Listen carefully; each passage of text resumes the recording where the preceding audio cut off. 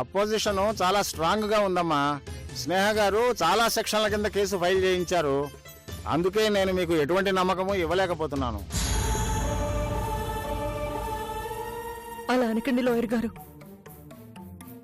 చెయ్యని నేరానికి నా భర్త శిక్ష అనుభవిస్తే నేను తట్టుకోలేను.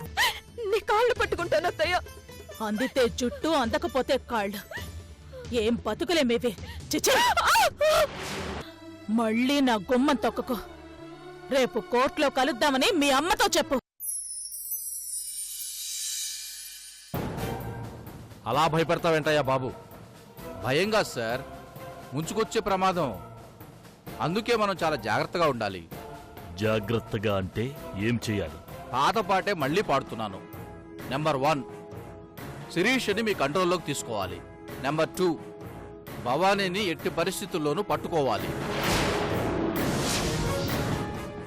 మరణం నుంచి తప్పించుకునే మార్గాలు ఈ రెండే.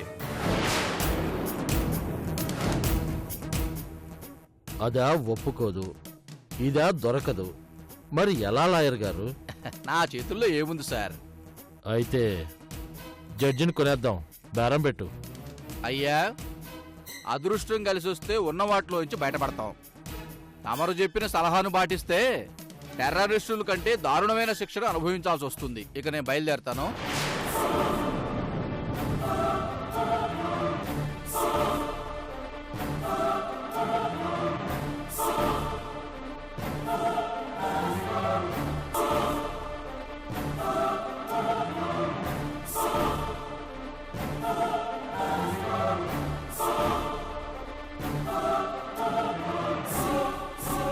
ఇంకా లాభం లేదు. ఆ భవానీ కోసం మనం సీన్లోకి దిగాల్సిందే.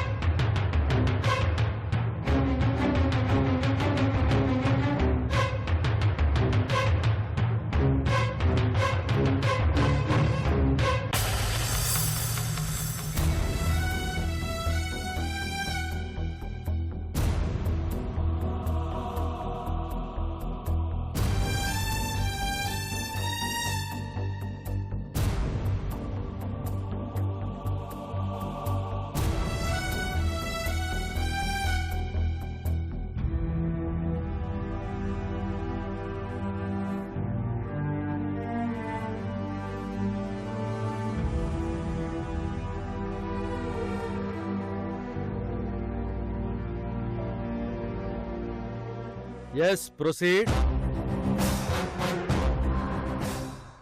Thank you your honour. బోన్లో ఉన్న ముద్దాయి రఘు స్వయాన తన బావమరుదైన కమల గారిని అతి దారుణంగా హత్య చేశాడని నా క్లయింట్ స్నేహ గారు పోలీసుల్ని ఆశ్రయించారు.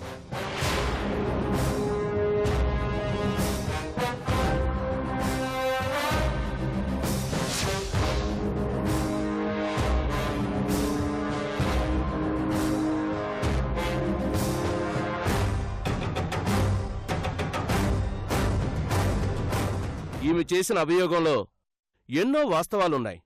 అవి మీరు కూడా చదివారు. కమల గారు యావదాస్తి దోచేయడం కోసం ఎంతో నమ్మకంగా ఉంటూ ఇంత దారుణానికి ప్లాన్ చేశారు.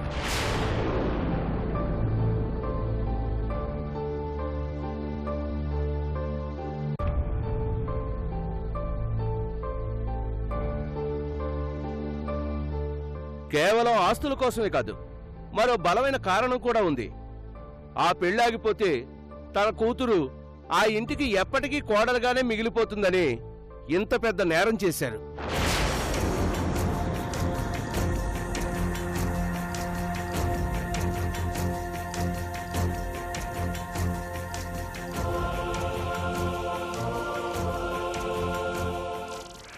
అందుకే పథకం ప్రకారం ఒక షూటర్ని అరేంజ్ చేసి షూట్ చేయించి తనకేమీ తెలియనట్టు నటించి చివరికి తన ప్లాన్ సక్సెస్ చేసుకున్నారు.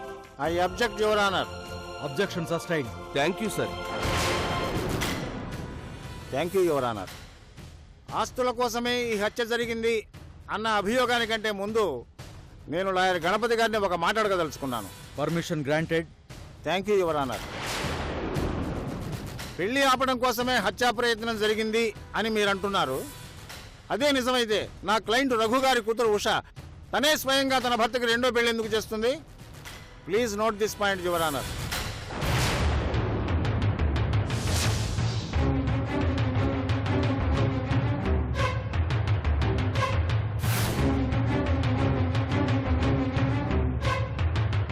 కమల్ గారి కుటుంబానికి అంతా మంచే జరగాలని, తన భర్తకు ఎటువంటి ప్రాణహాని ఉండకూడదని ఈ లోకంలో ఏ ఆడపిల్ల చేయని త్యాగానికి నా క్లయింట్ కూతురు సిద్ధపడిందే తప్ప అందులో వేరే ఉద్దేశమేమీ లేదు యువర్ ఆనర్.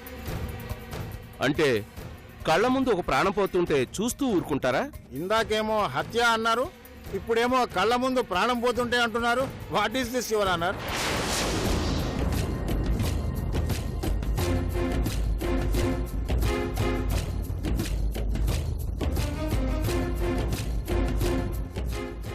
యువర్ ఆనర్, అపార్థాలతో ఆవేశాలతో నా క్లయింట్ రఘు గారి మీద తప్పుడు అభియోగాలు మోపారే తప్ప కమల్ గారి మరణంలో నా క్లయింట్ది ఎటువంటి తప్పు లేదు అని కోర్టు వారికి సవినయంగా మనవి చేసుకుంటున్నాను. లేదు సార్, నా భర్తని ఇతనే చంపేశాడు, దారుణంగా హత్య చేశాడు.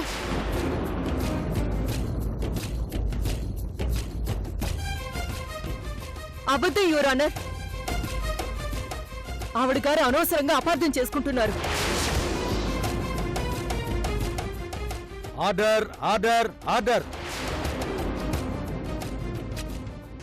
మీరేమైనా చెప్పాలనుకుంటే బోన్లోకి వచ్చి చెప్పండి.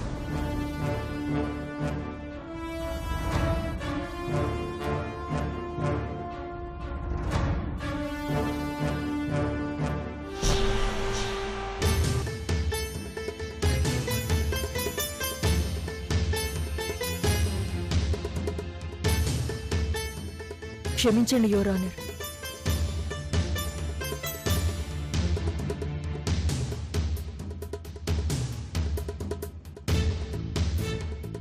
జడ్జి గారు, నేరస్తుడిని తప్పించడానికి ప్రయత్నిస్తున్నారు.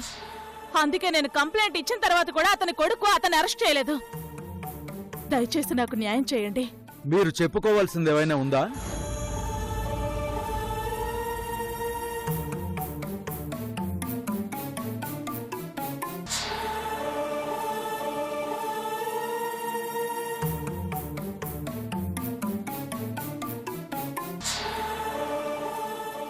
యువర్ ఆనర్, కమల్ నా బావమరిది, కానీ అంతకంటే ముందు నా ప్రాణ స్నేహితుడు. మేమిద్దరం అన్ని విషయాలు చర్చించుకునేవాళ్ళం. నాకు సమస్య వస్తే మా బావే దగ్గరుండి నాకు సలహా చెప్పేవాడు, నన్ను గైడ్ చేసేవాడు.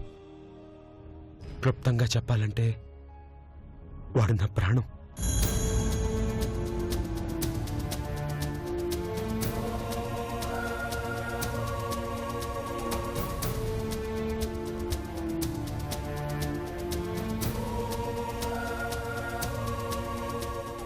నిజంగా వాడు నా ప్రాణం.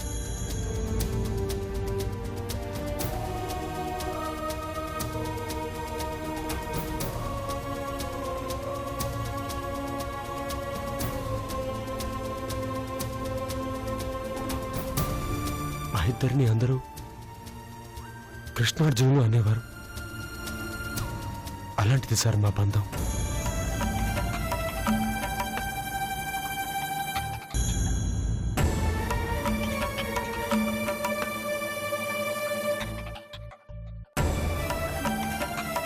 ఇంతకు మించి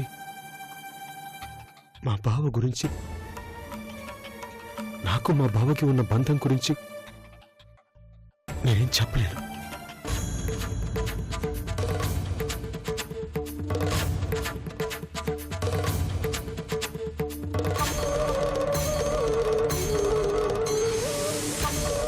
కానీ ఆ రోజు మాత్రం నేను మా బావని చాలా బతిమాలాను, ప్రాధేయపడ్డాను. నిజమే. అందరూ అంటున్నట్టుగా 10 నిమిషాల ముందు మా బావని హాస్పిటల్కి తీసుకెళ్ళి ఉంటే బతుకుండేవాడు. కానీ ఆ 10 నిమిషాల్లో ఏం జరిగిందో, మా బావ ఎందుకు వద్దన్నాడు, నేనెంత బతిమాలానో, అది కేవలం నాకు, మా బావకి, ఆ దేవుడికి తప్పితే ఇంకెవరికీ తెలియదు. కానీ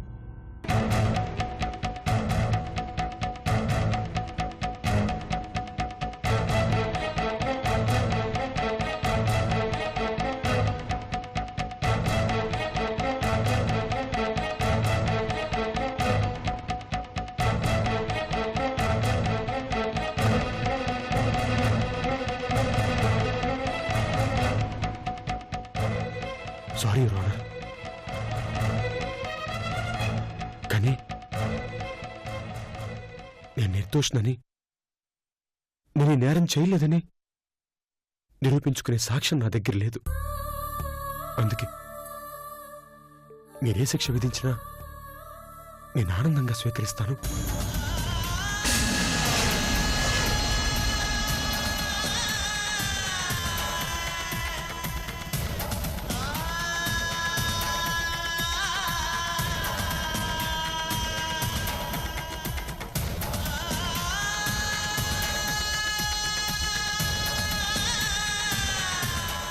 కానీ నాదొక చిన్న విన్నపం యువర్ ఆనర్. కుదిరితే నాకు మరణశిక్ష విధించండి.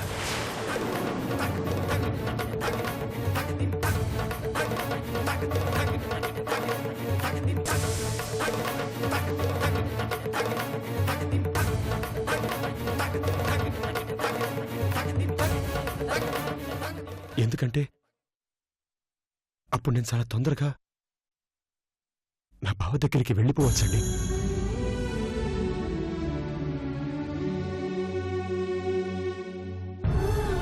యువర్ ఆనర్, ఒక మనిషి నిజాయితీని కొలిచే పరికరమే ఉండుంటే నా క్లయింట్ నిజాయితీ ఎంతో కొలవగలిగేవాళ్ళం. అతను ఎంత మానసిక క్షోభను అనుభవిస్తున్నాడో హృదయాలను ద్రవింపజేసే అతని మాటల్లోనే అర్థమవుతోంది.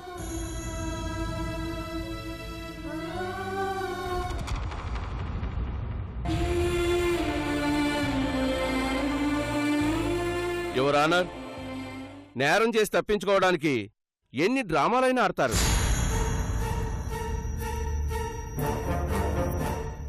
అలాంటి వాటిని కోర్టు వారు నమ్మకూడదని మనవి చేసుకుంటున్నాను. ఎందుకంటే నేరస్తులు తప్పించుకునే అవకాశం ఉంది కాబట్టి. I object your honour. Objection sustain. Thank you your honour. Your honour, ఎదుటి వ్యక్తి నేరస్తుడు అని మనం వేలెత్తి చూపించినప్పుడు చూపించిన వాళ్ళ వైపే 4 వేళ్లు చూపిస్తూ ఉంటాయి. What do you mean? Yes your honour. ఒక వ్యక్తి తన భార్య బతికుండగానే ఆమెకు విడాకులు ఇవ్వకుండానే ఇంకో పెళ్లి చేసుకోవటం నేరం కాదా?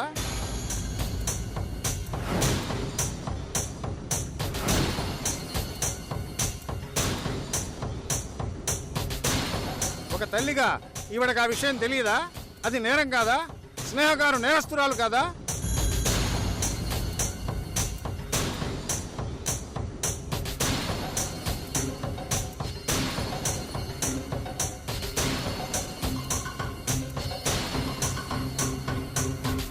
ఎలా అవుతుంది యువర్ ఆనర్? మేమంతా ఎంత చెప్పినా వినకుండా తన నిర్ణయం తనే తీసుకుంది. ఆ పరిస్థితిలో మేమేమీ చేయలేకపోయాం.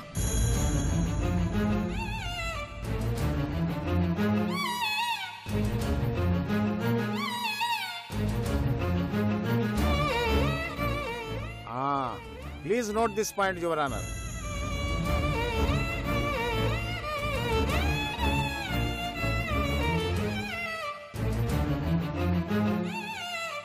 ఆ అమ్మాయి మా మాట వినలేదు, ఏం చెప్పినా వినిపించుకోలేదు, అందుకే ఏమీ చెయ్యలేకపోయాం, పెళ్లి చేసేసాం అంటారు. అంతేనా?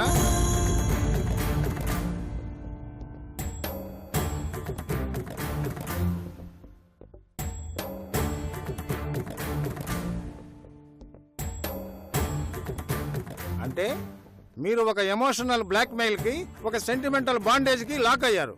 అంతేనా? నా క్లయింట్ రఘు గారు చేసింది కూడా అదే.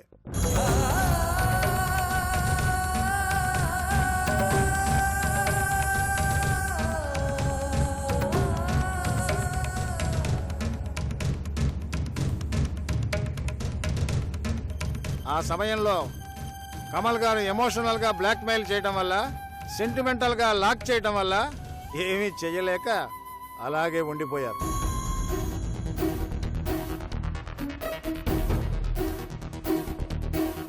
యువర్ ఆనర్, నా క్లయింట్కి పెళ్లి ఆపే ఉద్దేశమే ఉంటే దానికి హత్య చేయనవసరం లేదు. ఒక కంప్లైంట్ ఇస్తే చాలు, పెళ్లి అదే ఆగిపోయేది.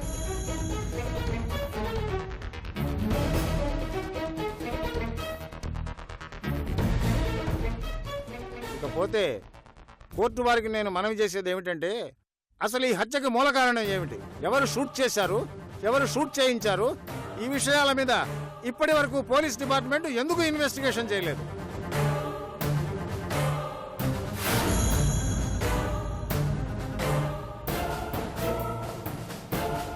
ఈ విషయాన్ని వదిలేసి కేసును పక్కదోవ పట్టిస్తున్నారు. ముందుగా ఆ షూటర్ ఎవరో పట్టుకోమనండి. ఈ హత్య రఘుగారే చేయించారని అతను చెబితే అప్పుడు శిక్ష విధించండి. అప్పటిదాకా నా క్లయింట్ మీద ఎటువంటి ఆరోపణలు చేయొద్దని ప్రాసిక్యూషన్ వారిని కోరుతున్నాను.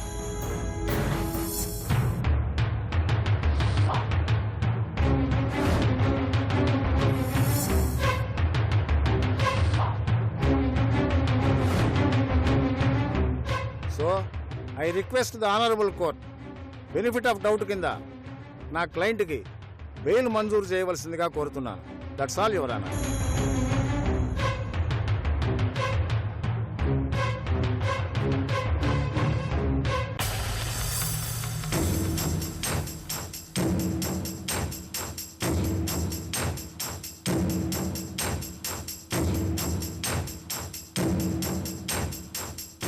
ఇరుపక్షాల వాదనలు విన్న తర్వాత రఘు అనే ముద్దాయి చేసిన నేరాన్ని ప్రాసిక్యూషన్ వారు సరైన సాక్ష్యాధారాలతో నిరూపించలేనందున అతని తరఫు న్యాయవాది కోరిన మేరకు బెనిఫిట్ ఆఫ్ డౌట్ కింద రఘుకి బెయిల్ మంజూరు చేయడమైనది.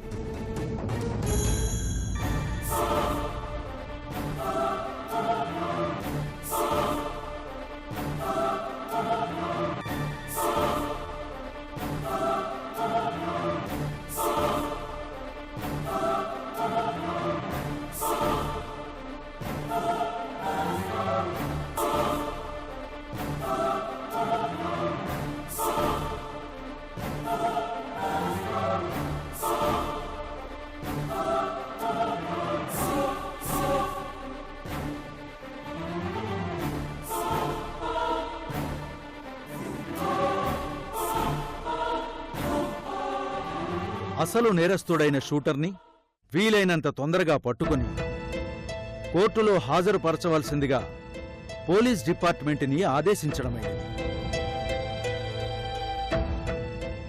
ఈ కేసుని వచ్చే 19వ తారీఖుకి వాయిదా వేయడమైనది.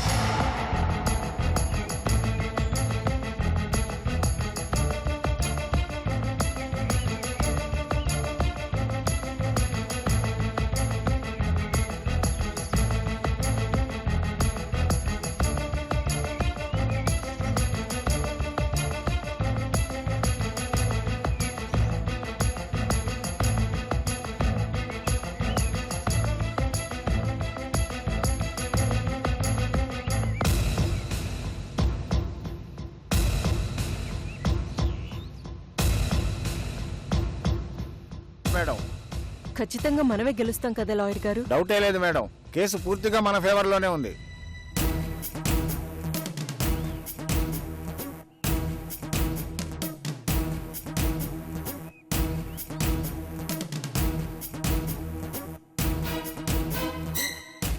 అప్పుడే మనం ఓటమిని ఒప్పుకోవాల్సిన అవసరం లేదమ్మా.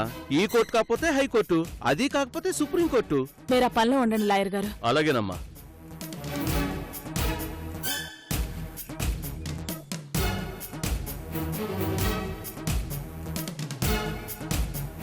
ఇక నేను బయలుదేరుతానండి.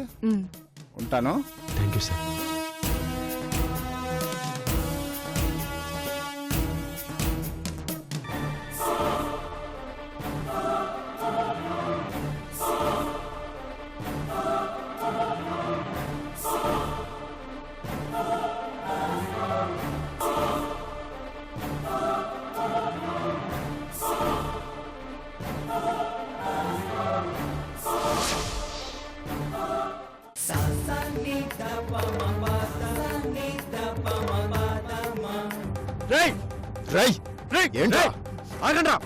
ఆగండి!